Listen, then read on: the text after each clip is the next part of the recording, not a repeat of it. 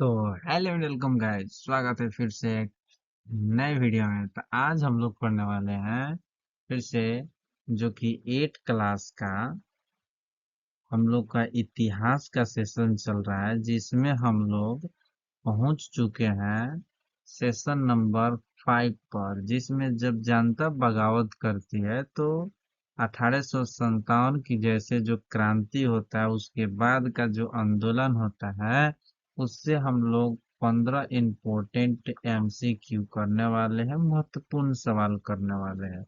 इससे पहले अगर मेरे चैनल पर नए होंगे तो चैनल को क्या कर दिएगा, सब्सक्राइब कर दीजिएगा और बेल आइकन दबा दीजिएगा, जिससे आने वाले वीडियो का नोटिफिकेशन आप तक सबसे पहले पहुंचे। तो चलिए बिना देर के वीडियो को स्टार्ट करते हैं। तो यहाँ पर देख लीजिए कि फर्स्ट सवाल है कि अंग्रेज ने अवध को अपने कब्जे में कब कर लिया था। अंग्रेज ने अवध को अपने कब्जे में कब कर लिया था, तो इसका आंसर आप लोग कमेंट कीजिए कि इसका आंसर क्या हो सकता है।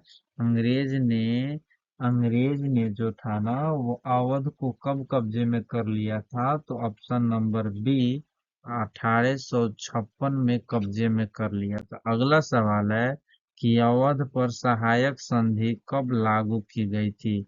अवध पर सहायक संधि जो था ना, वह कब लागू किया था, तो आप लोग इसका आंसर कमेंट कीजिए कि इसका आंसर क्या हो सकता है।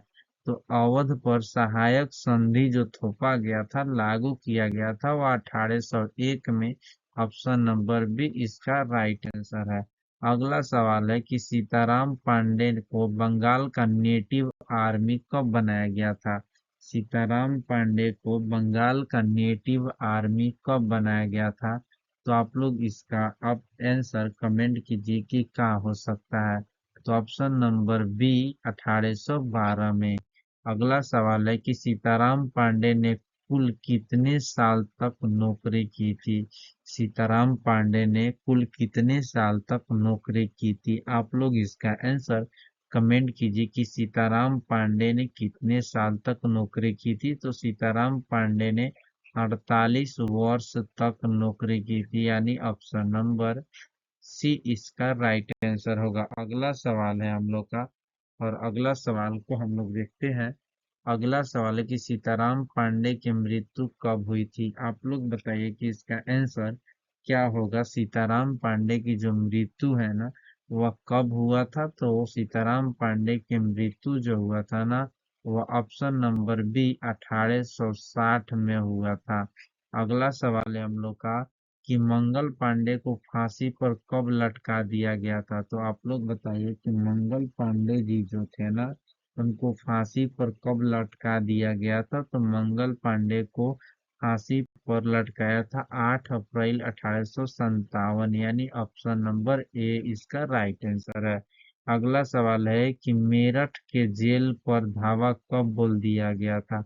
जब मेरठ के जेल पर धावा कब बोल दिया गया था, आप लोग इसका आंसर कमेंट कीजिए कि मेरठ पर धावा कब बोल दिया गया था। आप लोग इसका आंसर कमेंट कीजिए कि क्या हो सकता है। तो इसका आंसर हो सकता है 10 मई 1857 को जो था ना, वो मेरठ में एक जेल था, उस पर धावा बोल दिया था।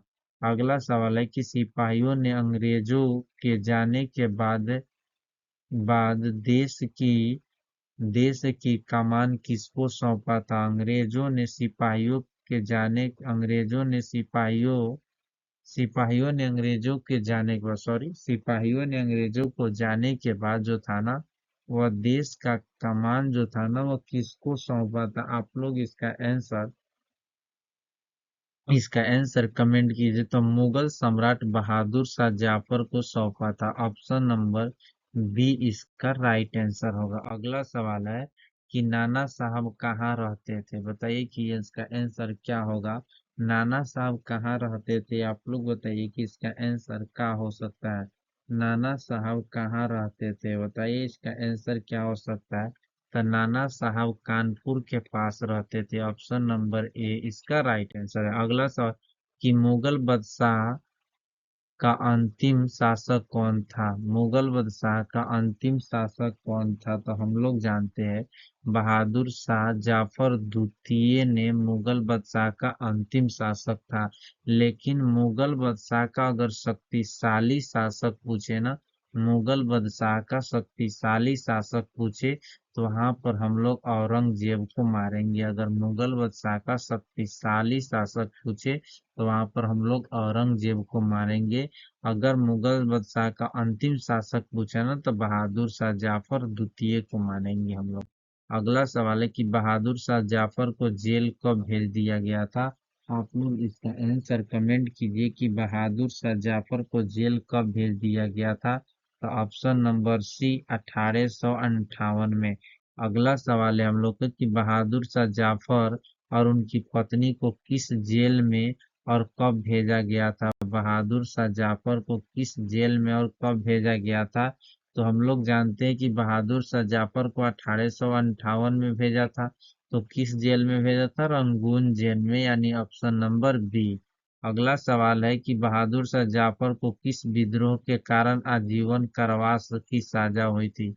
यानी आजीवन कारावास की सजा हुई थी तो किसके कारण हुआ था? तो 1857 के विद्रोह के कारण। 1857 के विद्रोह के कारण, ऑप्शन नंबर ए। अगला सवाल है कि बहादुर शाह जाफर की मृत्यु कब हुई थी? आप लोग बताइए इसका आंसर क्या होगा। बहादुर शाह जाफर की मृत्यु कब हुआ था? तो बहादुर शाह जाफर की जो मृत्यु हुआ था वह कब हुआ था? तो बहादुर शाह जाफर की मृत्यु कब हुआ था? तो आप लोग बताइए कि बहादुर शाह जाफर की मृत्यु कब हुआ था? तो 1862 यानी नवंबर 1862 में हुआ था। अगला सवाल है कि बहादुर शाह जाफर के सामने किसे मार दिया गया था? तो बहादुर शाह जाफर के सामने उनके बेटे राजकुमार को मार दिया गया था। ऑप्शन नंबर बी, उनके बेटे राजकुमार को मार दिया गया था। इसी के साथ वीडियो को समाप्त करते हैं और मिलते हैं नेक्स्ट वीडियो में 6 सेशन में। तब तक के लिए थैंक यू सो मच।